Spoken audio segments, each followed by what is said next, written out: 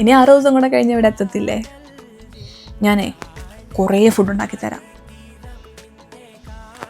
അങ്ങനെ വലിയ കാര്യമായിട്ട് പഠിച്ചിട്ടൊന്നുമില്ല, പക്ഷെ ജീവിച്ചു പോകാനുള്ളതൊക്കെ അറിയാം. എനിക്കെന്താ ഉണ്ടാക്കി തരുക? ചെമ്മീൻ ബിരിയാണി.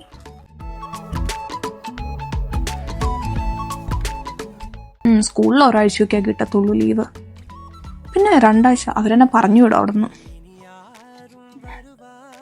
ഞാൻ ഭയങ്കര എക്സൈറ്റഡാ കാണാൻ.